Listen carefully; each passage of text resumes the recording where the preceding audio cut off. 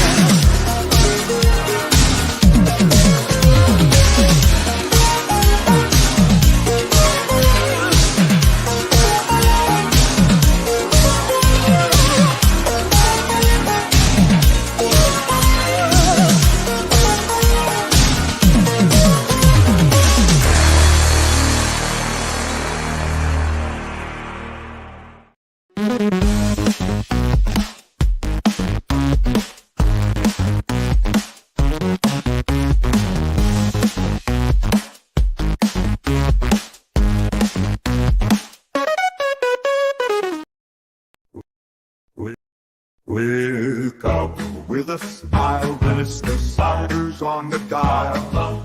Rain cheer all day, he's the one who makes it sway. Hits the air with style, morning radio wild. Cider's voice so clear, fills the morning with good cheer. Mr. Cider, Good morning, good morning. start your day with joy dawning. Wake up now, don't be late, sun is rising, feeling great. Coffee brews and toast is warm. Cider's voice is the daily norm. Smooth and sweet like apple pie. It lifts us up and makes us fly. Radio waves in the air, Mr. Cider always there. Tunes that make us dance around, Mr. C bringing that sound.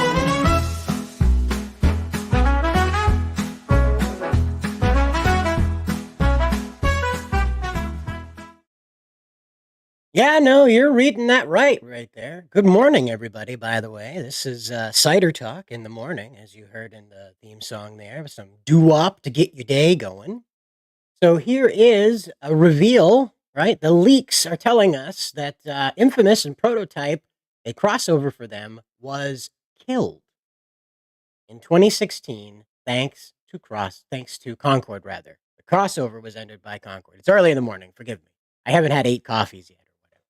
So anyway, these new documents from inside of Sony come out and they explain that they scrapped these games, this crossover here, in order to favor Concord, our favorite game out there that is currently not available for sale. As you know, it's been taken out. Now, I don't know much about the Prototype game.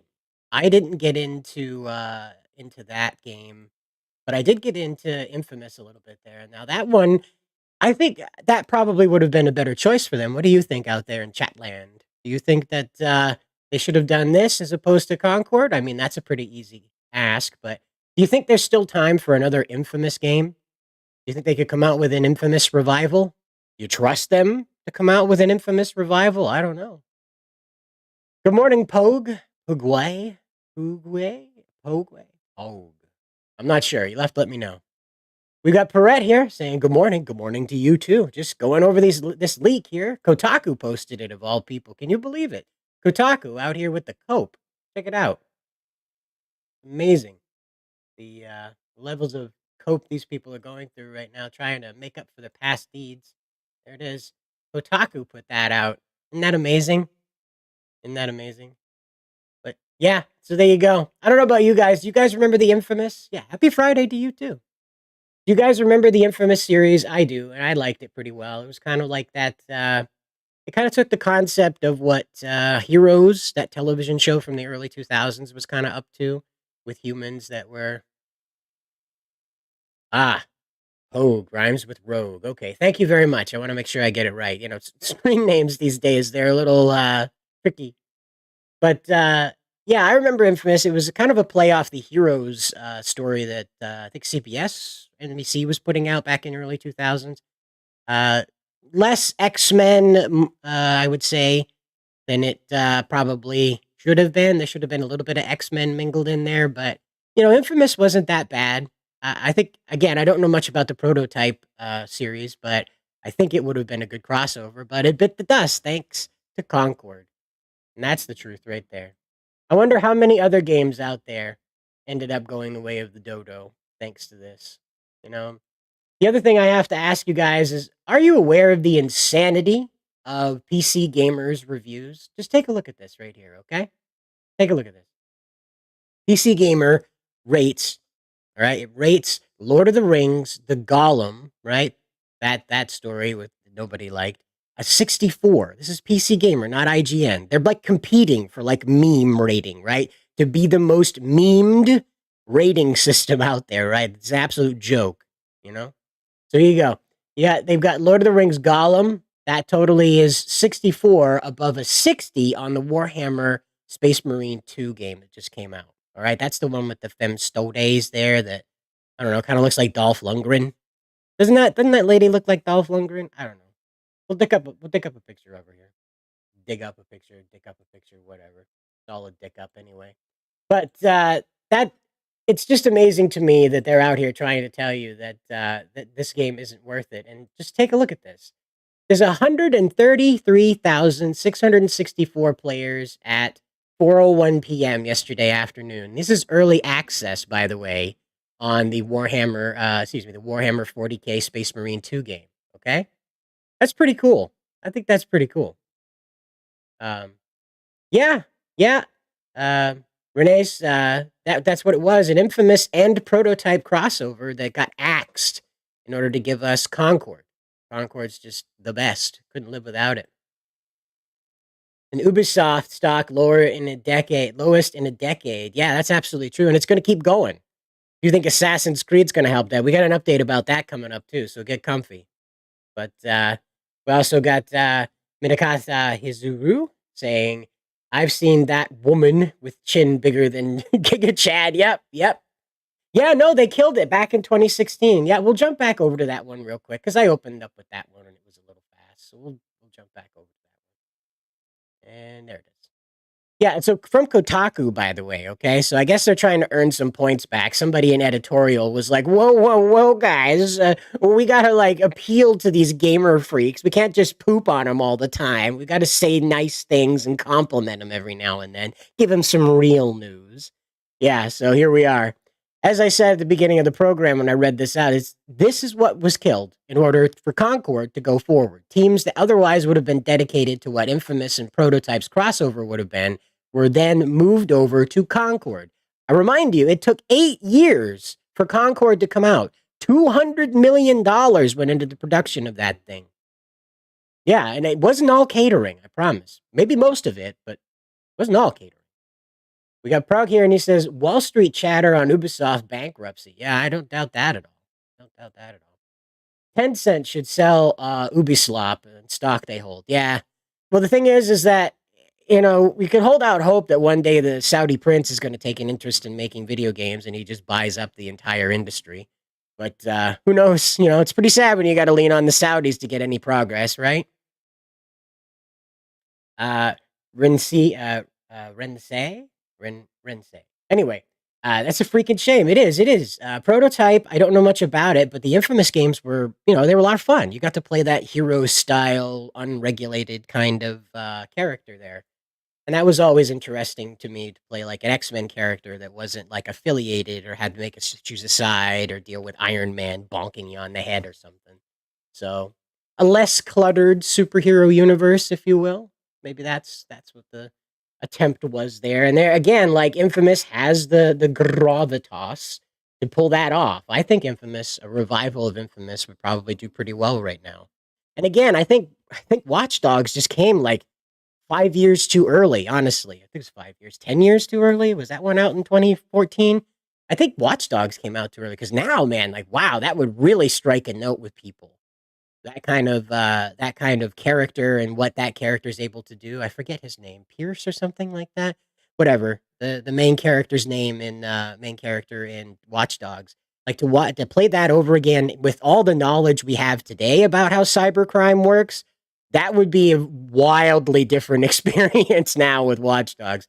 Same thing with Infamous, with all the unrest in the world, all the desire to get even with the corporations, to get even with people who are causing trouble with society. Infamous would absolutely come out and strike hard with people, absolutely, especially a young male demographic that doesn't know what to do with themselves. Here's Infamous giving them an idea. Maybe that's why they got rid of it, right? It might give people the wrong idea.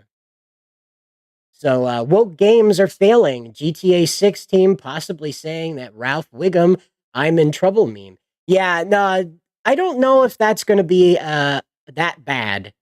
I think what you're going to run into with that female protagonist is that she's teamed up with her boyfriend, so he'll be doing most of the shooting, the jumping, punching, and kicking, and she's the one that'll be doing the hacking. So she'll be the brains of the group, and you'll mostly be playing him as you go around committing all of the murders necessary to complete the missions. Because it just seems sort of silly, right, to go, like, GTA is not known for this, right? Even, they give your player characters that are female an advantage, obviously, but the majority of the time, they're not trying to play that up. And they would have by now if they were going to do it. Of all the games, really, to embrace the wacky, crazy, wokey-doke stuff, GTA would have been front row and center for it. And I'm glad they haven't, honestly. So that's why I have hope for number 6, that it will be definitely trying to appeal to a lady demographic, the modern audience, but I don't think it's going to abandon the shoot 'em up kind of aesthetic that we're used to with the GTA series. This will probably be more Bonnie and Clyde, really. It'll probably feel more like that. And so, Minakata, sorry, it's early in the morning where I am. Good, they did skip it. It would be woke shit and damage the IP. Yeah, you're absolutely right. You can't go out into the world today and have faith that a story like Infamous wouldn't turn around into trying to harm a president. I don't know much about the Prototype series, but that would likely be turned into some allegory for transhumanism, that the main character would want to be known as they and them rather than a him. So, I don't know. I honestly, it would be nice to have a revival of these games, but I kind of have the nostalgia filter on where, I remember how cool they were, not how lame they could be now, especially in the hands of people that abandoned them to build Concord. Yeah. Very, very silly stuff that they committed to there. And honestly, it's on their own heads. It really is on their own heads. They're the ones that went out and made these decisions to kill these games, which resulted in, Concord. And then that was over with in less than like the lifespan of a housefly. So over here, we've got Ubisoft stocks. As was mentioned a little early here, there's Prog here says, Wall Street chatter on Ubisoft bankruptcy. Okay, so there's people that are trading that are talking about these guys going under. And now, I don't know about you, but I don't think Assassin's Creed is going to save them. We've got news about that. I'll bring that up in just a minute here, but I just want to discuss like this cliff. Now that cliff corresponds with the release of Star Wars Outlaws. And so when people were able to go out, like the investors were able to go out and either pick up the game or start seeing streamers playing it, start seeing Let's Plays videos of it, possibly the clips on Twitter that were going around about stormtroopers getting, like, judo chop, I'll see you in the next movie, like that whole thing. Remember when 007 would just whack some guy on the shoulder and he'd be like, ah, he'd be dead just like that. Bah, I'll see you in the next movie. Yeah, I remember that. That was great, but not this. This is not great. Their stock price got judo chopped. That's what happened. But that's what we're looking at here, is that this corresponds with the opening of Star Wars Outlaws. And of course, that cliff dive right there is continuing to go down. It kind of looks like the descent into the Marianas Trench, into the Mamma Mia Trench. If you're Oni Plays fans. Prague says, isn't it the case that most of these Western game studios have hired for DEI for a decade and pushed out most of the talent capable of creating a good Infamous? It's very true. As we saw with the dev teams behind Assassin's Creed Shadows and the 343 Industries teams, they're mostly white women now. There's no such thing as like a dude bro gamer dev in like Ubisoft's like prized IP departments. And you wonder, right? You wonder. Well, I don't wonder. I know you don't wonder. I'm just sort of speaking, offhand. You know, we know why these things suck, and I'll say it out loud. It's because women don't have the same expectation of action, the same expectation of adventure as men do. It's that simple. And when the majority of gamers are men, and they are, and you start making games that appeal to female players, well, guess what happens? That right there happens. You go off the edge of the Ubisoft cliff. We have Ichio Bikuro. I think I said that right. They can't save this sinking ship. No, I don't think so. I don't think they're going to pull up. They have no intention of it. They have doubled down with this whole thing in Japan with the Sekigahara Rifle Corps. They have totally, I want to call them the Rifle Club, but they're a corps. My bad. The Sekigahara Rifle Corps posted, I believe, yesterday. I'll bring it up here. They posted yesterday saying that Ubisoft got back to them and said, "Screw you, we're already at the printer with it. We can't change it now. It's too late. It's over. It's Ogre Whip now." And so here it is. We'll get into that now. Yay! We finally know how Ubisoft is going to treat them. Excuse me, it's early in the morning. I'm a little stuttery. But on September 5th, we received a reply from Ubisoft. Now, this is from the Matchlock Kage. This is the man who has made himself the voice of the Sekigahara Rifle Club. I believe he's either a leader or among the leadership, if not a representative of the leadership. And so what he says, the general contents are as follows. Thanks to Google Translate, we're going to have fun here. And so it says, it took time to confirm with the relevant parties, so the reply was late. The process of the art book policy cannot be made public, meaning what their legal policy is about undoing changes, meaning they didn't have any like, we have to emergency edit protocols. They didn't have anything in their legal structure that said, oopsie, we took stuff that wasn't ours, because they don't care. They don't care. We reconsidered the measures to be taken for art books from outside Asia, but the shipping procedures have progressed and corrections or recalls are not possible.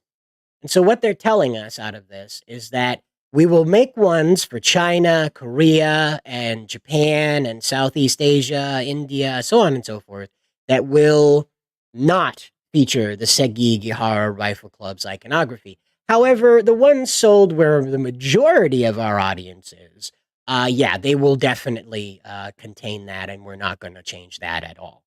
Sorry, Mr. Japanese man. And that's what Ubisoft did to these people. They stole what it is, and it's so much more insidious too, because if you don't know, the Sekigahara Rifle Corps has a part on their website that says, please just let us know you're using it. They don't charge a fee. They just want to know where it's being used, especially if it's being used appropriately. They don't want to see it printed onto like some bikini that goes into a strip club, you know? That's the reasoning, is they just want to protect the historical, I guess, gravitas of their symbology. And it says, if you want to use any of our symbology, just let us know. It's a nice little email port. You poke it right in there. You don't even have to type it in Japanese. And so Ubisoft could not be bothered to do this. And when confronted with just having to ask for permission, they stuck their fingers in their ears and said, la, la, la, la, la, and then went on to print this thing anyway. Yeah, that's how that works. That's how a French-owned corporation with a game made in French Canada behaves toward Japanese people in the name of diversity, equity, and inclusion. That's right. That's what DEI looks like right there. That's what DEI looks. Screw you, Japan man. We're putting it in our book, but white people will profit off of. For DEI. For DEI. Remember, this is a game where they were too bored with Yasuke's real story of being a sword holder, dagger carrier, just really tall guy that hung out with Nobunaga. No one's really clear about what he was up to, but he was not a samurai.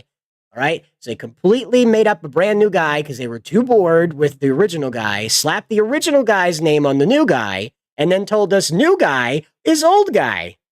Isn't that amazing? Isn't that amazing? And then he goes around and murders a bunch of Japanese people. Like, he is unstoppable. I'll make a video about this later where I show some of the new gameplay footage that they've put out of Yasuke in action. He's like easy mode. He's journalist mode. When you play Yasuke, you're just a tank. You are like a Sherman tank in the middle of caveman times, and you just steamroll through every enemy you come across. He kicks a guy through a wall. Through a wall. They're paper walls, but it kicks him like, I'd say about 4 feet back. Like RoboCop kicks him through a wall. That's that. What are we doing? What is this game trying to tell us about Yasuke? Was he a superhero? Was Yasuke Captain America? Was he Captain Japan? Did he have like the super soldier serum? Not only that, we saw him in full armor leap from the top of a building, top of a roof, do the leap of faith there, the big old leap, and into a pile of hay, wearing full armor. Okay, that's like 2 extra people resting on your body, like being strapped to your body, and this guy just leaps across a river and down onto a bale of hay, and then just rolls and stands back up out of it. Like, huh? How strong is this guy? Like, they definitely got their power scaling wrong with this one, It's amazing. Absolutely amazing. You got Scooby-Doo shares, all the studios we know, most of the original people who made the great games we know aren't there anymore. Are there anymore? Oh, yeah, we don't know if they are. That's true. They're gone. They're gone. They went to start their own studios, or they got hired by the Chinese studios, because guess what? The Tencent just greenlit a bunch of games that are aimed toward the West. I think I don't know if I can. Yeah. They just greenlit a bunch of stuff, and where did they? I just saw that advertisement that they wanted big boobs and no black people. Where did that one go? No, I guess I didn't save it. Oh well. But you've seen it. You've seen this report out of Tencent that out of their new games that they want bigger boobs and no black people in it. It's the world we live in, fellas. It's the world we live in. But that's the reaction to all of this. That's what happened. So if you're wondering where all those people went, they probably got sucked up by China in the not sexual way, but probably too, because I can't imagine that the Chinese devs wouldn't ply them with Chinese hookers, I guess. I don't know what they're called. They called Harajuku girls in the Japanese raps, the Harajuku girls, but Scooby-Doo says more like quadruple down. Yeah, well, this is like DEFCON 4 doubling down, This is pretty bad. Just watched Adsman Gold's first look at Star Wars Outlaws, and I never want to see that game again. Yeah, I get the weirdest feeling about it that it was intended to be like an Italian Job game where like the daughter of main character in Italian Job has to go out and prove herself. And then they just didn't have any like interest in it. The studio itself was just like, yeah, whatever. And then Disney came along and we're like, hey man, we'll give you like gobs and gobs of money to give us a not Han Solo, female Han Solo. And they were like, well, we've got 9/10 of this Italian Job game over here that we got bored with. So yeah, sure, we'll just strap some Star Wars on it. I think that's what happened. Because like, it's wildly disconnected with the Star Wars universe. It's got Star Warsy stuff in it, like stormtroopers, the pew pew kind of shooters, lasers you can see and deflect, that kind of stuff. But it really just kind of stops short of Star Wars beyond the aesthetic, beyond looking like Star Wars. It feels like an Italian Job, kind of like mafia character trying to prove herself being worthy of her father's mantle. But that's just what I've gleaned from the clips and the various other players showing what they've had as they've had early access and stuff like that. So that's just my opinion on it. Soul Center is here, and that's what's this about? An Infamous and Prototype crossover. That's right. There was a Infamous and Prototype crossover that was killed in order to get Concord going. The game that took 8 years to develop and $200 million to make. That could have been split in half, 4 years each, and you could have had two new games. You could have had one new prototype and one new Infamous game, and you could have had a crossover based on those new games for the price and time it took Concord to be made and come out. It's amazing. Absolutely amazing.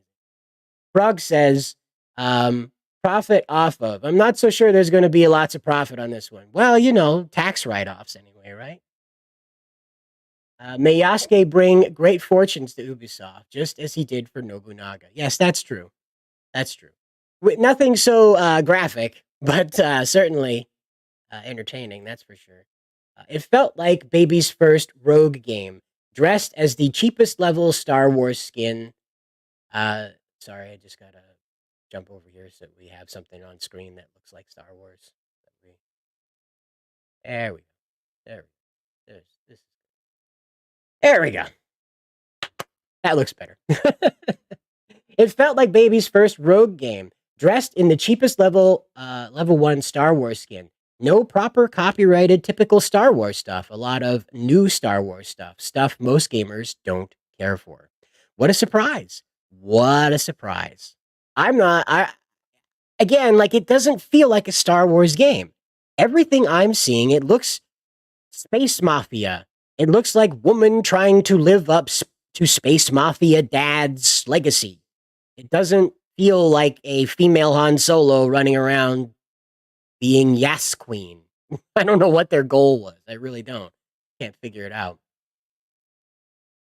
Yeah, it is. It is. But hey, you know what? That's how these companies work now. I can't imagine how many games that actually had legs, that actually had, market sustainability, market profitability even, and they were just skipped over for the things that we ended up getting, like Star Wars Outlaws. I wonder if maybe that, like I said, I have no confirmation, but I wonder if maybe like the Italian Job game would have been better. Again, I have no confirmation that this is where that comes from. It just feels like that to me. So many other things too. I mean, I'm sure Nintendo's guilty of this, like passing over things that would have been really, really exciting in order to keep that family vibe going on, in order to keep that PG-13 rating. Not too many of them like to venture out into scary territory. Exactly. Mafia 4, girl boss goes to space. Yeah. Yeah. Yeah, and it does. It feels like that. It does not feel like a Star Wars game that has anything to do with Han Solo's adventures or being a smuggler or being any type of character out there that's I don't know, like belongs in the Star Wars universe. Like, call me crazy, but she just doesn't, head to toe, she doesn't look like a Star Wars character. It's just one of those things that always annoyed me about this attempt to continue expanding Star Wars away from, I would argue, the Skywalker saga. Yeah, it's really cool that other people can go do things in Star Wars and have powers. We saw that with, oh boy, the Force Unleashed there with Starkiller, the apprentice to Darth Vader. I know these names. I'm just not awake yet. It's the apprentice to Darth Vader. We saw that. It's very possible to expand the lore. It is. But I don't know. I just think it works better when it's about Luke and Leia and Han and Chewie and Darth Vader and them. And now those people, they're dropping like flies. And I don't want to give Mark Hamill any more work, So maybe Star Wars, time to take a break. I'm one of those guys that says Batman and Superman need to be put in a vault. Most of DC's characters need to be put in a vault for 50 years. Most of comic book characters need to be put in a vault for 50 years. Let them rest. Superman's been going constantly for 100 years, from pretty much, you can round up to 100 years now on that character. He's done everything 6 times. That's the problem with this Star Wars stuff, is that you eventually run out of, like, stuff. And people, the audience, majority of the audience, isn't familiar with anything beyond the movies. You get into the books, you get into Starkiller and his adventures, it is a bit of a reach for him. As we're seeing with, like, the expanded Ahsoka series, a lot of people don't really care about Ahsoka, guys. She was cool and she was hanging out with Kenobi and Anakin, but not that cool by herself, And that's where what you're finding as you go on, as we go on expanding the Star Wars universe, expanding the Star Wars visuals, right? The motion pictures presentations, the video games of it, is people just don't recognize it, This right there, especially, they don't recognize this, but you get a little further out. Like, think for a minute, like what a Chewbacca game would be. It really should only be one level. It shouldn't be a whole open world adventure, but you know that LucasArts, somewhere out there, somebody had that idea and got halfway through it before somebody else came through and said, "This is dumb. Stop."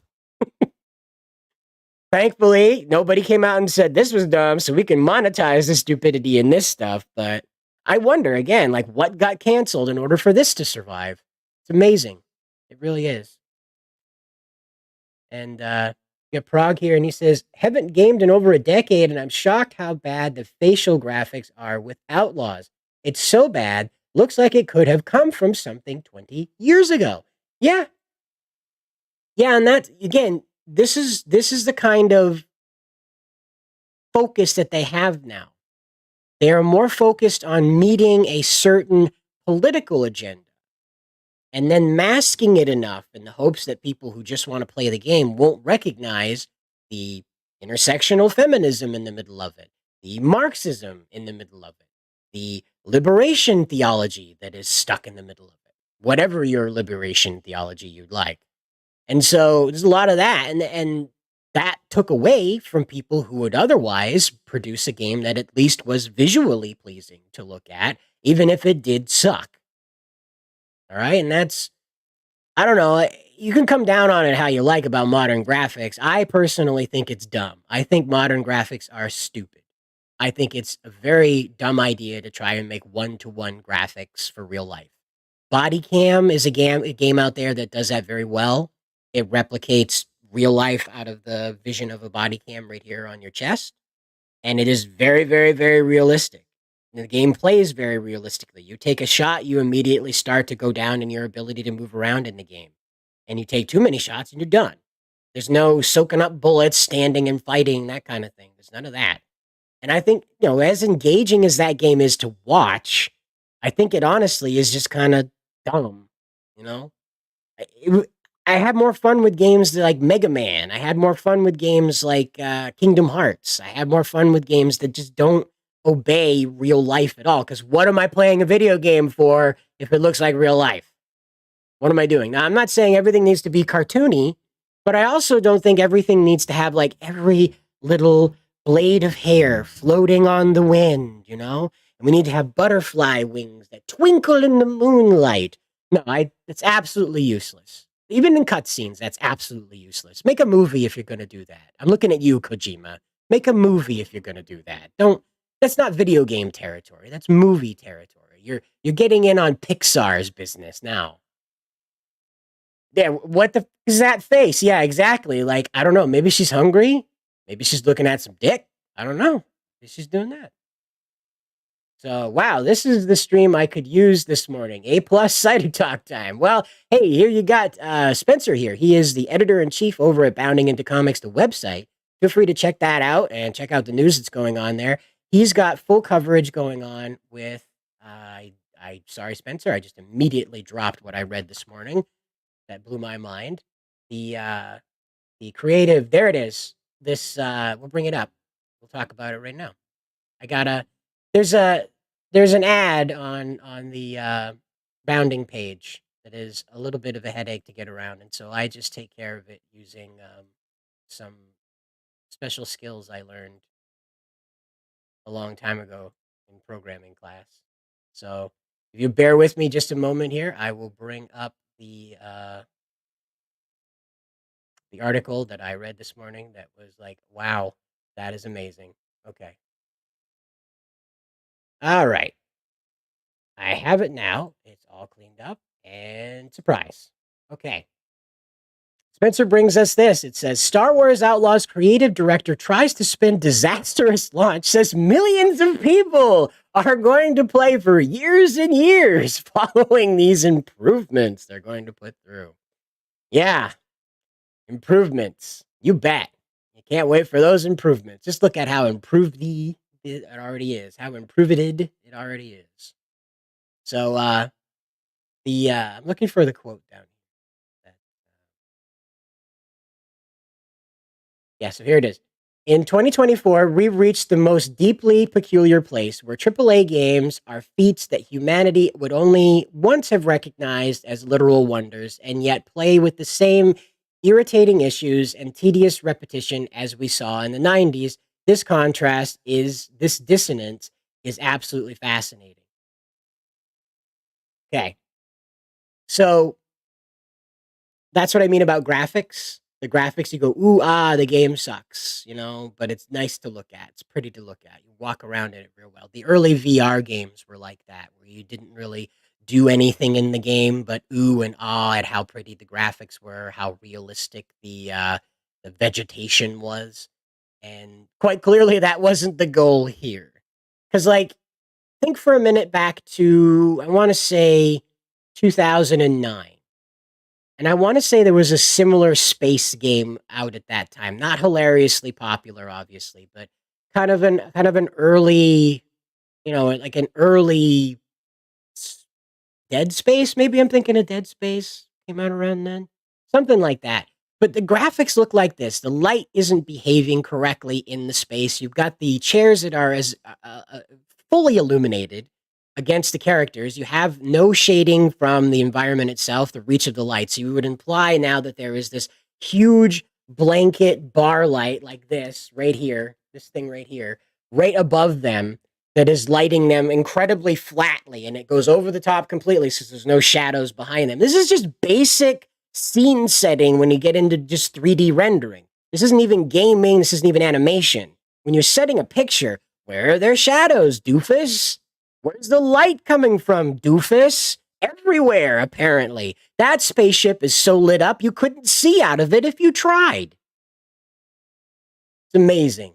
Amazing. But this follows the quote. It's a contrast. This dissonance is absolutely fascinating. Stuff we wouldn't have put up with years ago, we're now just putting up with because, ooh, it's a little bit prettier than it was back then. Maybe.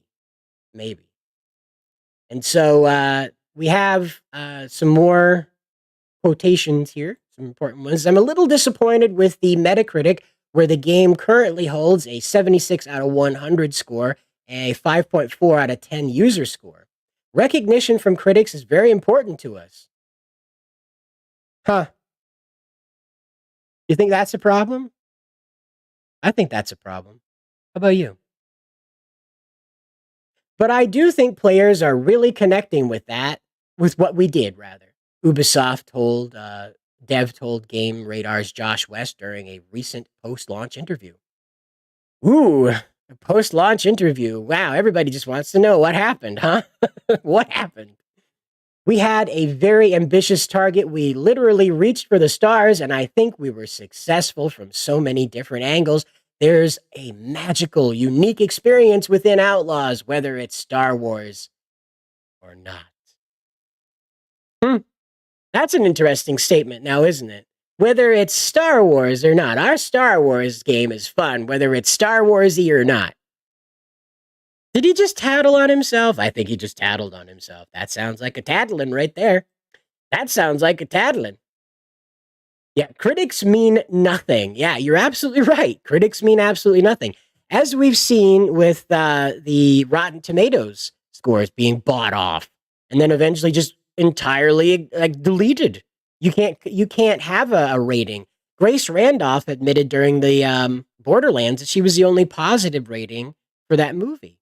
Now that it's out on streaming, it has tons and tons and tons of viewers because people want to see how bad it is, and it is bad. I'm not telling you it isn't. It is bad. But that's what I'm talking about, is that the critics have nothing to do with how these movies and video games are actually received by the public. Do you go and check IGN's opinion on anything? Do you go check PC Gamer's opinion on anything? Kotaku's opinion on anything? No. No, you fire up the old YouTube machine, you check out the people you already know are an authority on these things that you yourself trust. Could be anybody on the internet, might not be the same guy for the other person in the chat. However, you got a guy that you listen to who tells you that that game sucks or it doesn't. You're not looking to IGN. You're not looking to Rotten Tomatoes. You're not looking to anybody else. And that's what these goofs thought that they were going to get around. Now, see, you got to listen to this one too. He's tattling so much on himself in this interview. It's beautiful. Just peel back a little bit for a minute here. We literally reached for the stars. We literally reached for the stars, right? So what they did, he's admitting, right, that they went out and they pushed this game as hard as they could to the public. That's what he's admitting. Now we know this. We know that they bought off streamers and YouTubers to go to Disney World, make videos about hanging out, play the Star Wars Outlaws game on camera, and then go home and have a great time. And it was all just for friends. We just like gamers, said Ubisoft and Disney. We just like you gamer people. Come on by. Bring your G Fuel, you know? And as it turns out, it's just one of those, I'll do a favor for you. So when the game comes out, you're not directly being paid by me to say nice things, but I did a lot of nice things for you, and it would be rude of you to say mean things about my game. Pretty amazing, isn't it? And so this is the one that that made the headline, okay? This is the quote that made the headline. Blows my mind. This is the quote that made the headline. It's, I think Outlaws has such long legs that this will be a game that millions of people are going to play for years and years, and we're never going to stop improving it. And he says, immediately, he says, well, okay, that's a lie. We'll probably stop improving it eventually, but today, my mind, that's not happening. I love it. I love it when they're like, they tattle on themselves. Like they get all excited, like, oh, yes, this is a really cool thing to say. Oh, wait, I may be legally reliable. I may be legally responsible for what I have to say. Ooh, I better walk that back. And that's what they do. They do this stupid 2 steps forward, 3 steps back thing. He says, it's going to play for years and years. And, well, we'll probably stop updating it. Like No Man's Sky gives you free updates all the time. Ubisoft is admitting we're going to stop that eventually. Not today, we'll stop that eventually. What that tells me is that the writing is on the wall, that as the player base continues to shrink behind this, they're already planning on pulling up the stakes. What he's trying to do is make sure that there's no legal, kickback here. Like, you said in an interview that this was going to get updated over and over and over again. We were going to add improvements more and more. Now he's walked it back and said, eventually we'll stop doing it. Which means soon, later, now. Eventually is a pretty vague word, isn't it? Especially for somebody who's, making the game and in charge of these sort of updates and improvements. Weird, huh? Oh, well. I don't know, man. It's wild. Yeah, and you're right. Gaming Journos is still in full effect. Yep. Gaming Journal Pros is still in effect. Yep. Critics only care about the game if the game has DEI and ESG. They don't care about the gameplay or performance. And you're absolutely right. Remember, they complained about Sekiro being too difficult for them. They wanted an easy mode so they could get through and do a review. No. If you can't get through the game, then admit it. Admit it was too hard for you and that players out there might have a better time. This is how far you got and do your guide on it. Admit that you don't have the talent to finish it. It's fine. Not every game is meant to be conquered. You don't have to be the completionist. You saw what happened to that guy. Minagata sells us, I have them all blocked. Good. That's a very smart idea. Yeah, they like gamers. Yeah, that's what they like. And then they hate gamers. You're right. Absolutely.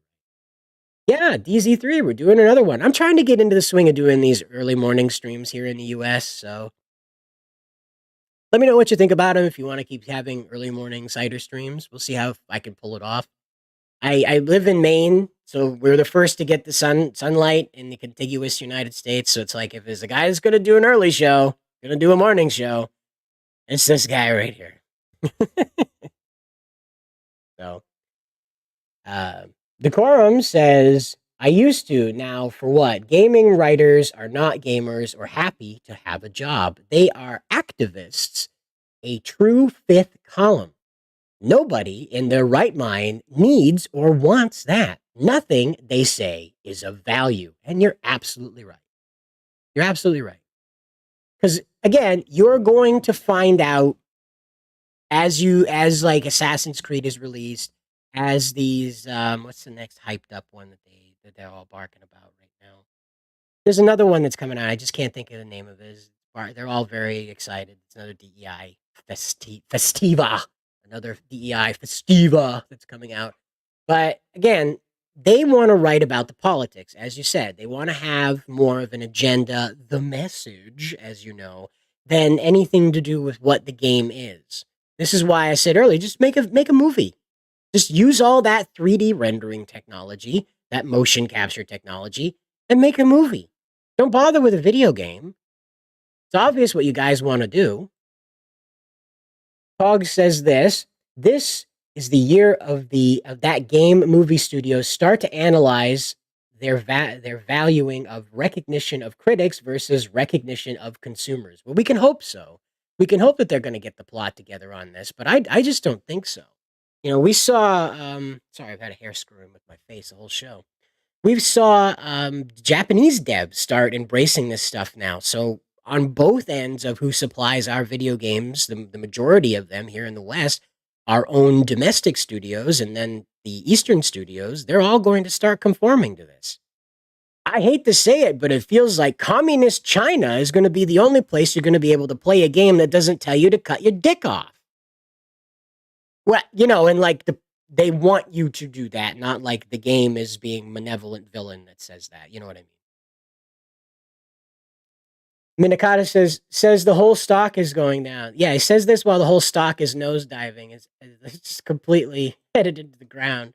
Well, I'll show that. Yeah, we talked about this. We'll jump back to that stock rating here. Hold on, we'll bring it back up again. It is worth looking at again. It's absolutely fantastic that it managed to fall this far. So there it is. After all that, millions of people will be playing this game forever and ever. Womp! Burnt right off the Ubisoft cliff, the Mamma Mia trench there. To the bottom of the gaming ocean it goes, I guess. Down there with Concord. Be in good company, you know? And they have burnt more money on bad games than Joker for fun. That's right. It's not about the money. It's about sending a message, right? And we just need to change that to like Alyssa Mercante's face. Right, we need to change her into Heath Ledger in that picture. Right, it's Alyssa Mercante. It's not about the money. It's about sending the message. That'd be a good one. Decorum says, in a meritocratic, sorry, the S in there screwed me up there. The meritocratic capitalistic mindset, it would be, where did we go wrong? Fire them all. Now they push for cancel, delete, silence, demonetize all opposition, push subscription models only. Correct. Because it's about the message. And what they figure is that eventually you'll just break. You'll just break. And you'll say, okay, Harley Quinn, an adult, flirting with 8-year-old, rapidly aged Ivy, who presents as an 8-year-old child. That's fine, I guess. Just let me play Oh, okay, so Batman's been executed. Okay. Well, then just let me play like Captain Boomerang being cute and funny, and that would be fun. He's being a cheeky fella, being one of those cutesy cute guys. Oh, he's peeing on the Flash now. You know, and that's what they think. They just keep pushing you to eventually just come down to their level.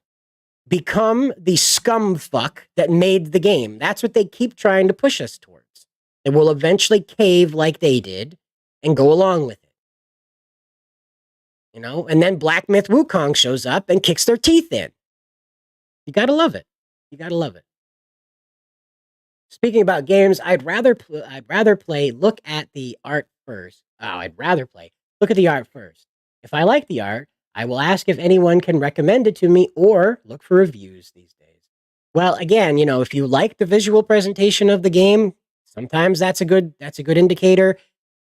Sometimes it's not, you know, sometimes you end up with stuff that's truly and wholly corrupt, but it looks okay on the surface, you know, and they're getting good at hiding it. They're getting very good at hiding it. Yeah, well, I guess I'll keep doing them then. So expect to see these streams around, hopefully, every morning. We'll see what happens. I might not be able to do it over the weekend because I got stuff to do, but Monday we might be back at this again. So make sure to hit that bell so you know when I go live in the morning while you're having your coffee and breakfast. Yeah, good for you. Yeah. Glorious Leader is great. Yeah, it's greatest. Yeah, well, the Chinese games aren't, you must understand, like China, you know this because I talk about it, you talk about it, you know about it. In China, they banned ladyboys. They banned effeminate men being featured anywhere in music, video games, television, commercials. anything that would promote the feminization of men, they completely ban that from the airways. They do not deal with LGBTQ representation whatsoever. They have all that completely sliced out of their culture, like open culture. And that's what they're doing. They're completely antithetical to the West, is what they're trying to be. They're trying to be the opposite. And because of that, the culture there produces games that appeal to the West, those of us over here that don't want to chop our dicks off. You know, there's few of us remaining, the few of us remaining. But that's how this is boiling down. That's what they want, and China ends up making a bunch of money out of it and redeeming their global reputation, by being being a nation that puts out games that are fun and engaging and challenging. And they're not just made for journalists to go, ooh, look at all the trans representation. Oh my glob. It's painful. It's really painful. So Scooby-Doo says, the game Fair Game will eat the rich in it. Yeah, exactly. Yep. And that's burning down the house here, guys. That's what they're up to. I think I'll go to Ubisoft HQ and hand out some cry pillows. They aren't going to take this well. Yeah, well, again, you go out there, hand them some like Dakimaras with Black Myth Wukong on there, with Sung Wukong on there, right?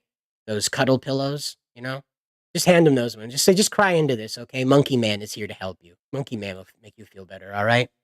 But that's all Game Science Studios. That's who Black Myth Wukong is from. That's all Game Science Studios did, is they looked you dead in the eye and they said, we give you monkey. And that's it. That's it. They didn't say we give you gay monkey. We give you monkey Fortnite. But no, we give you Monkey Man.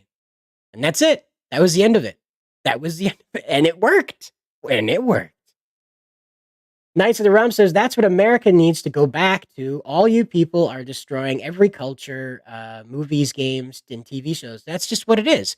It's boiling away any interest in Western media whatsoever, in Western culture whatsoever, because it's just disgusting stuff that doesn't belong out in the middle of conversation. It's annoying stuff that doesn't belong out in the middle of conversation. Most people in the world have no problem with how Black people and white people interact. They just don't. But the West has a huge problem with that. A massive problem with that. And so it infects every single game. And I'll mind you, it's an invented problem by the very people that caused Concord to flop. David's here, and he says, the Chinese do have more sensible approach to sexual deviancy. It's what happens when you are in a dictatorship. Certain good things come out of that. I'm not saying dictatorships have the right idea, but a heavy hand takes care of things that otherwise in a nation like ours, a republic, would need to discuss and have a long-form debate about. A dictator can simply say, no. And that's the end of it. You don't argue with him, or, you take a trip to good old cousin Kim Jong-un's house. And you meet his dogs, And that's just how they approach it, though. So here in the West, we have to have a big debate about it. And because our culture and laws say we must be compassionate and forgiving to people who are not committing violent crime, so we have to let these people go around and be freaks. Decency laws end up falling into constitutional violations because people are allowed to express themselves in a nonviolent manner. And here in the West, they have found every crack and crevice to exploit in our laws to allow them to be freaks on the streets. And that's what it is. In China, that doesn't happen. In North Korea, that doesn't happen. Even in Japan, the culture itself doesn't allow this kind of behavior because it is ironclad, still behaving under an imperial mindset, even though the government is democratic. Very different style of governments around the world, but they crack down on this behavior better than the West does. But we have freedom of expression. So it's a double-edged sword. If we go passing decency laws, they will pass laws that inhibit people to bring your children out into public because for some reason that shames somebody somewhere. You got to be a middle ground with the culture itself to decide, hey, let's not do this crazy sex walk stuff in the street. Why don't you just have it at your house? Invite your friends over, and everybody can all get naked, roll around in the mud in your backyard, and have a great time. It'll be just like Woodstock. You'll love it, whatever. But we won't see it. I don't know. Sharkeesian, Anita Sharkeesian mindset does not allow for fun. In fact, it prevents it and it wants it eradicated, as the focus is solely on being offended by everything and then tearing it down. Yes, of course. Makes perfect sense, right? If it exists, it has to be destroyed. Welcome to Marxism. Welcome to Marxism. First, we didn't mind it, but now they're stuffing it down our throats and every continent. There's no way to get away from it. America's become this joke that the world is seeing all these gay. And that's true. That's true. That when you go out into the world now, especially when you go out into the East, they expect you to be a loud, ignorant, gay weirdo. If you say you're from America, people will give you wide distance. They'll give you a wide berth when you show up around them. If you're walking around with "I'm an American" on your shirt in some of these countries, they don't want anything to do with you. Our outer message has become so polluted that people, A, don't respect us, and B, don't even want to converse with us about how they don't respect us.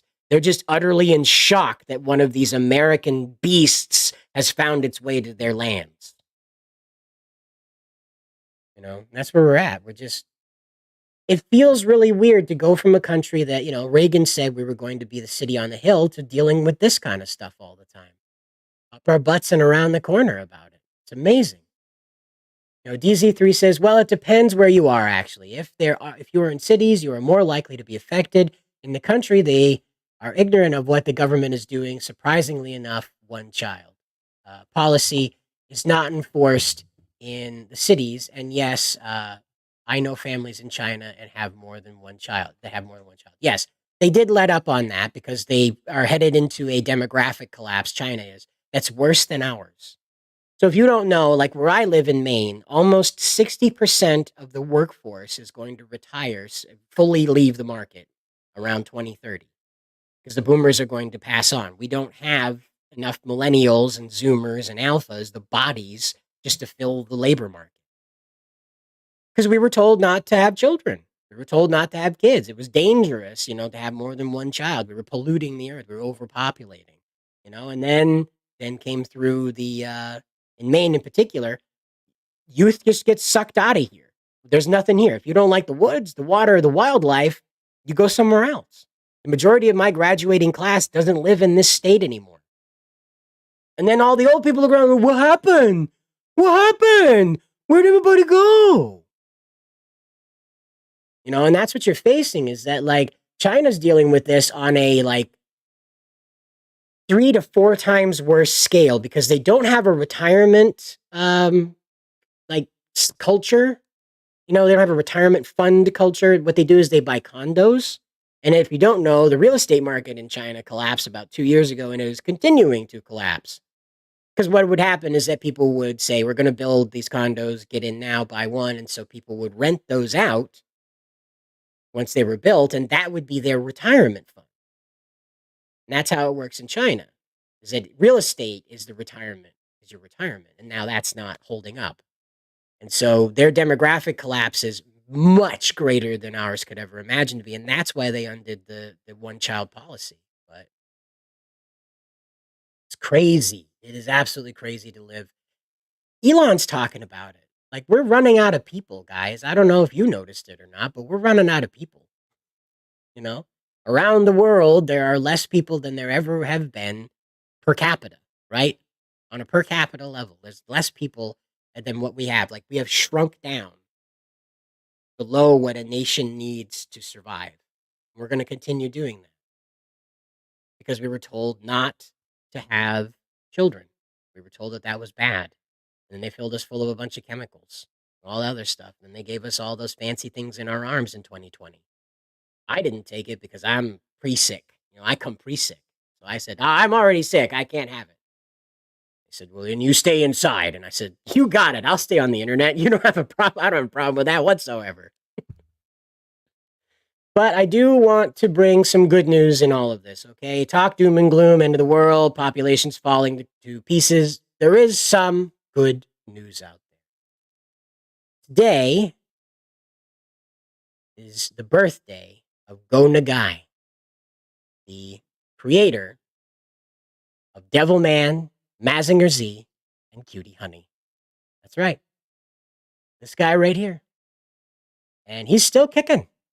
He's still doing his thing. He's still out here making good stuff. I think he was involved in the Devilman revival that came out recently. I think he was involved in that one. Devilman Crybaby. I think he was involved in that. And he's still out there. He's still doing his thing. He's still proud of what he created, just like Tomino. But he's made it this far.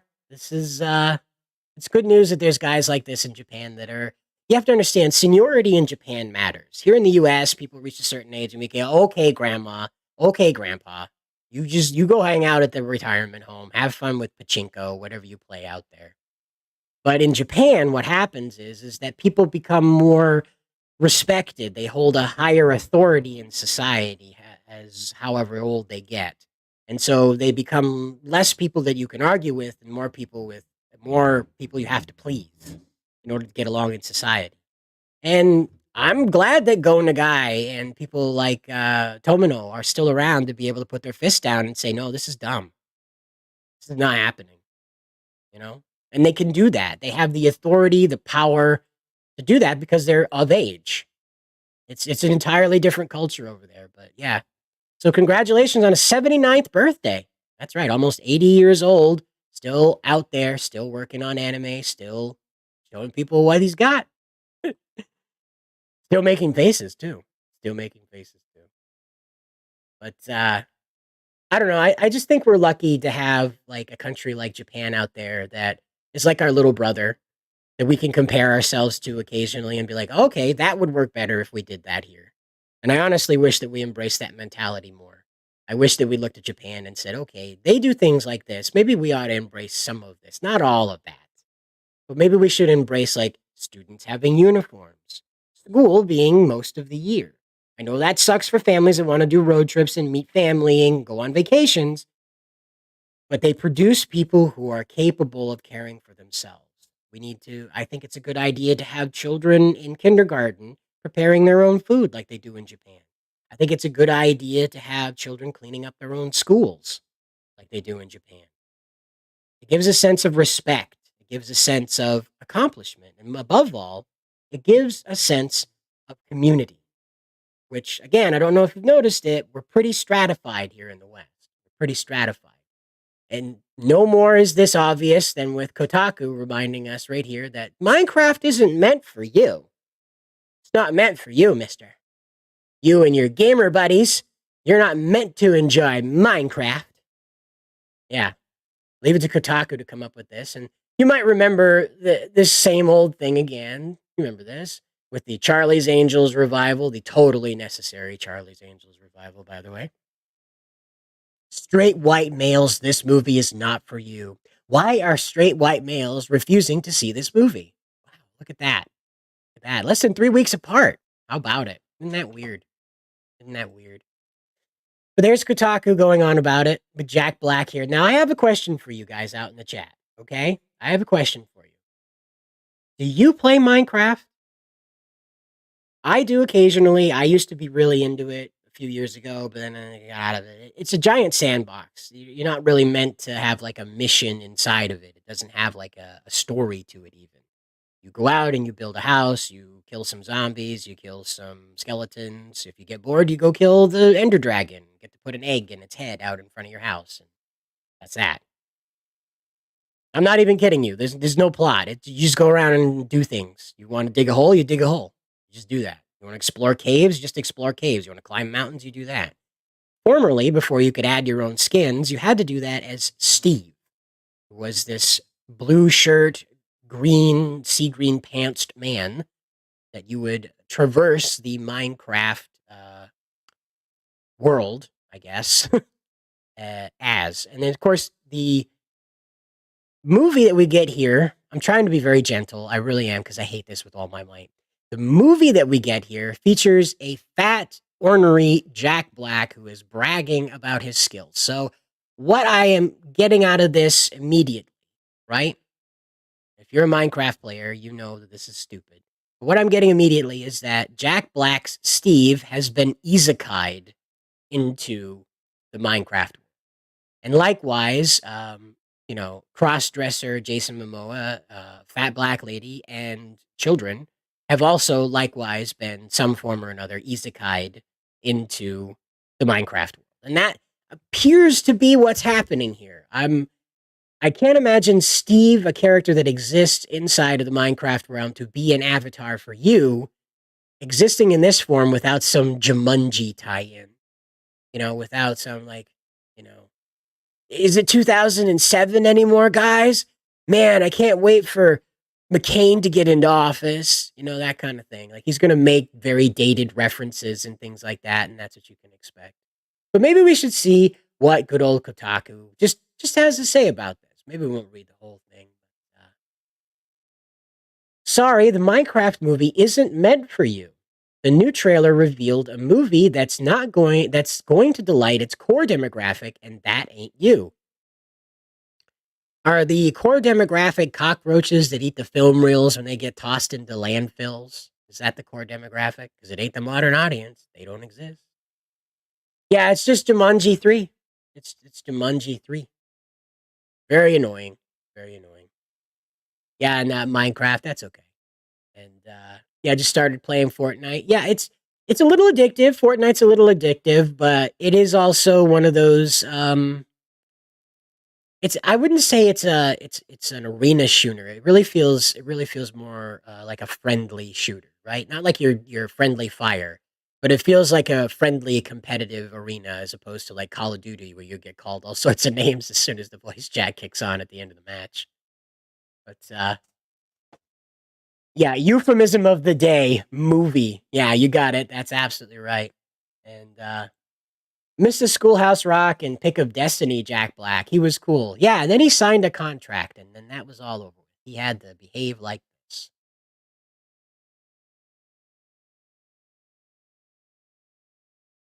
Hit the wrong button there. Well, it is from Kotaku, so opinions discarded. Yep, that's very true. As a Minecraft trailer broke yesterday afternoon, the internet was immediately abuzz with cynicism and disappointment as adults across the world simultaneously expressed one thought: who is this film even for? What almost every single one of them forgot is they're not 9-year-olds. Oh, look, it's the 9-year-old army again. Congratulations, PewDiePie fans. We're all 9-year-olds again. Cool. My son, who totally exists, right? This is an absolutely real person and absolutely did this, totally said these words, you bet. So my son, who is a 9-year-old, turning 10 next month, I'm sure, dear, loves Minecraft as much as pretty much any other kid his age. He has Minecraft t-shirts, watches endless hours of other people playing Minecraft on YouTube, and is currently mostly obsessed with the so-called parkour modes when playing the game himself. He builds elaborate castles littered with what I am increasingly informed are 3-block jumps, moving around with a deftness I could only hope to achieve on my PC, yet manages this on the touchscreen of his tablet.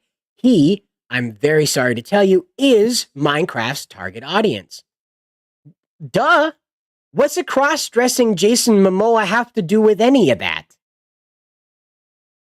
This morning, while he was having his breakfast, I showed him the Minecraft trailer. I did this because I told Neri, old Zach and Ethan in the Kotaku Slack that I would. Okay. Just wanted to make sure who they were talking about. Had a little bit like, whoa, who are you talking to again? That I would, promising to show it unprompted so I could report back his genuine reaction. When Infiniminer... Oh, Infiniminer. Sorry, the italicized text made it look really gay, so I wasn't sure what I was reading there. The Infiniminer clone appeared on radars in 2009. It was a game for adults. That's mostly because it was sort of secret. An alpha project passed around between friends, launched via a weird Java console with weekly updates dropping new elements that would have to be discovered. The website was co-running at the time was the website I was co-running at the time was posting about it as early as June 2009. I personally played it a lot that year, and indeed for much of 2010. It was this bare bone game. Yeah, it's the morning. I'm sorry. It was this bare bones game of survival where there were no goals beyond the simple pleasure of exploration, and it hooked a huge group of indie games players. Now, of course, they want us to be kind, let them know that we're here, so we'll do that. And she goes on and on and on and on and on and on about how this is such a great stuff. Yeah, blah blah blah. Fortnite, Minecraft, whether you like it or not, is now a game aimed at kids. I don't remember a time where it wasn't aimed at kids. I knew fully that being an adult playing Minecraft was weird and cringy, but it's just kind of fun. That's it. You don't do anything in it, but just do whatever you want. What I do, I just go around and look at things. The randomly generated geography of Minecraft is beautiful to me. So I just go around and let the chunks load, and I just look at things. I walk through caves. That's it. I just see things. That's what I do. I don't build. I don't disrupt. I just look. And so it should be a surprise to no one at all that the movie based on the game would be too, and kids, especially under 12s, are not perhaps as sophisticated as you might wish. Oh, okay. So you're admitting that the trailer's trash, but because those dumb kids are dumb, they'll love it because they're dumb. The kids are dumb. They're not sophisticated. They're not complex. They're dumb. They're dumb, and they're gonna love this. They're gonna love this. It's tremendous. They're dumb. Trump wouldn't say that. That'd be a Kamala thing. You know it. So I showed the trailer to. Okay, so this person is naming their son. That's nice. You want the internet to know your family. Okay. So I showed the trailer to Toby this morning. He was annoyed that I was interrupting his watching a video about snakes, but then immediately changed his mind when he saw the opening block built vista. Whoa, he said. And then as it cut between the faces of the four humans, he asked, "What is this?" I didn't answer because then the pink sheep appeared and he burst out laughing. Well, yeah, it looks stupid. Of course he's going to laugh. He then just sat wide-eyed as a barrage of Minecrafty things, the crafting, the piglins, the creeper, Jason Momoa's hair, and then Jack Black appeared and exclaimed, "That's Jack Black. Why is he there?" So the kid understood it. And then Steve, and Toby tips back his head and guffaws. It's funny, see, because Jack Black is like Jack Black, not Steve, as he knows, but he's also dressed like Steve. And then there's the pretty sassy teenage girl before it cuts to the titles, a Minecraft movie. And I swear, this is his reaction. It's totally real. This person is not making this up. Okay? Remember, not making this up. Says, wait, what? That's not it? There's not a whole movie of this to come? And he had this thought. It was fun. He had thought it was a fun sketch and had it. I give up. These fucking people can't write. I give up. I give up. Whatever Toby had to say, his mom and or dad cannot communicate it in a way that human beings ordinarily do. And then Toby did then this, that, and then he was this, that, and then what's these Toby's in the butt. Okay. I don't care. I don't care. You got me. You got me, Kotaku.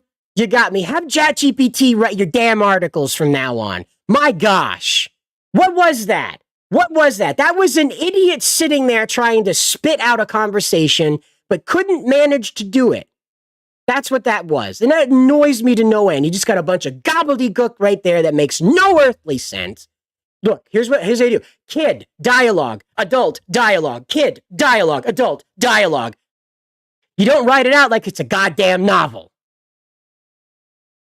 Sorry, I absolutely hate that. I absolutely hate that when they have to go there and be like, I am a Tolkien writer. I must write down how my child feels in excruciating detail. So much so that the grammar will go out the window, sentence coherency will completely go out the window, and the entire article will fall apart. Hate it. Kotaku, please hire people that know how to write. Would be very helpful for your brand if you weren't hiring boobs that just wanted to prattle on about how precious their little Dickens is, or whatever the hell this kid is. Oh, I need something to lift my mood. How about you? We got good news. Conor McGregor is going to run for president. There you go, guys. Conor McGregor is going to run for president. There you go. Breaking. Conor McGregor running for president of Ireland in 2025. So let's read what Conor has to say. And no, I'm not going to read it in an Irish accent. As president, I hold the power to summon the Dáil, whatever, as well as dissolve it. So as I said before, I would have all the answers the people of Ireland seek from these thieves of the working man, these disruptors of the family unit, these destructors of small businesses, and on and on and on. These charlatans in their positions of power would be summoned to answer to the people of Ireland, and I would have it done by end of day, or I would be left with no choice but to dissolve the Parliament entirely, the Congress entirely. Stop the train until the people of Ireland deserve answers they seek, point blank. This would be my power as president. I know very well. Ireland needs an active president employed wholly by the people of Ireland. It is me, and I am the only logical choice. 2025 is upcoming. Okay, there you go. There's Conor McGregor. He's running for president of Ireland. So there you go. I hope he uses his fucking cabbage of a ting line. I hope he uses that. I love that. Ireland's a cabbage of a ting right now. I hope he uses that. But I don't know. I don't know what to tell you. The world needs Conor McGregor. Is that what we're getting out of this? The world needs Conor McGregor? I don't know. I don't think so. But then again, we also found out that they've replaced the lead singer in Linkin Park. You remember what happened with Chester. Bears a striking resemblance to John Podesta. Very striking. Very, very like 1-to-1. That's my son striking to John Podesta. This lady, however, does not. Linkin Park debuted singer Emily Armstrong to be the lead singer of Linkin Park, rather than renaming it anything else. Could have been anything else. Maybe it should be Schlicken Park, huh? Schlicken? Remember Schlick? Remember that word? Schlicken Park? Anyway, this that's what they've done now, is they've brought the band back, because you couldn't start a new band with a lead singer and the same guys from Linkin Park. You had to just come back with the name, right? That's what we do now. It's like if the Beatles just died off, and then they just, Ringo was left and they replaced everybody else but Ringo, and then they're like, look, it's the Beatles, guys! And it's just Ringo and a bunch of randoms they found off the street that can play guitar and sing. Isn't that interesting? Yeah, there it is, Parkenstein. That's right, it's Parkenstein. I heard her today on Hypnotic's cast. Yeah, well, I'm not brave enough to play their music. Hypnotic can take the strike. I don't need it. That's for sure. But this is pretty rough on people who, maybe had respect for what Linkin Park did. Maybe had respect for, what happened with Chester. Maybe had respected his end and wanted to kind of leave Linkin Park as his gift to the world before he took himself out of the world. But no. So here we go. Here's some learning the law over here with Manga Lover. And he says, why didn't you give Concord a chance, unlike the first Descendant? Well, gee, I wonder. I wonder why we didn't give Concord a chance. Concord, Last Descendant. Concord, Last Descendant. I wonder why we didn't give it a chance, huh, guys? But Miss Savvy here brought us a good write-up about Take This. Spencer, if you're still listening, I will send you the link to this. It corresponds with the story that I sent you earlier about one of their former volunteers. This probably be a good way to pair up a two-part story, one story after the other situation. So here we go. Madam Savvy, notably from the Geeks and Gamers crew, usually on Tuesday night main event with Jeremy and the gang, sometimes Ryan when he's forced to host.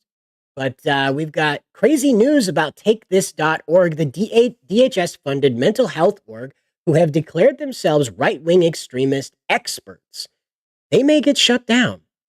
The Take This org along with Middlebury College and Logically AI, a fact-checking AI-powered British-born company, received $669,763 from the Department of Homeland Security to monitor extremist movement and terrorist recruitment in video game communities.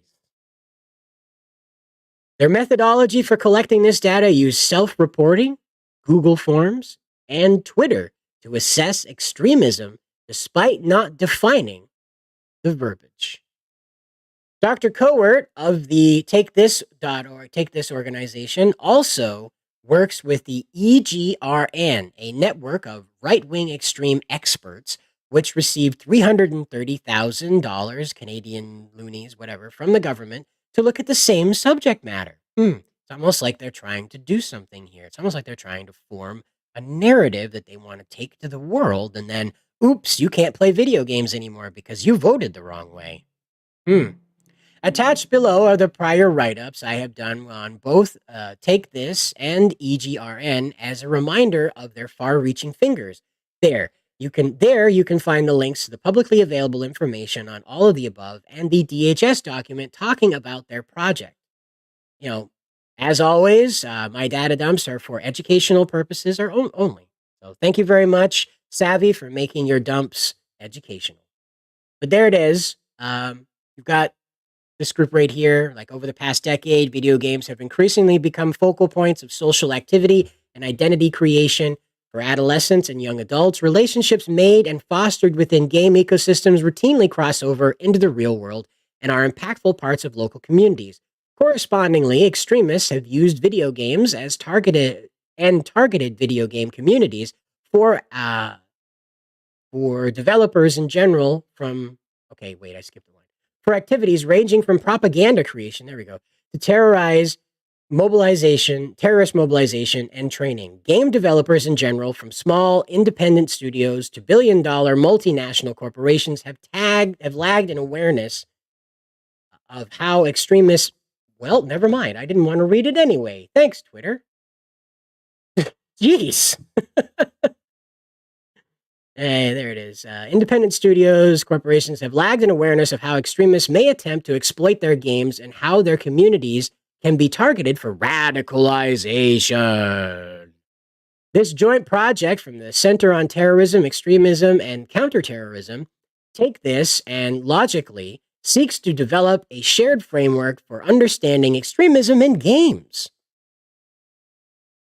This includes a development of a set of best practices and centralized resources for monitoring and evaluating of extremist activities, as well as a series of training workshops for the monitoring, detection, and prevention of extremist exploitation in gaming spaces for community managers, multiplayer designers, lore developers, mechanics designers, and trust and safety professionals. Because those trust and safety guys, you can trust them.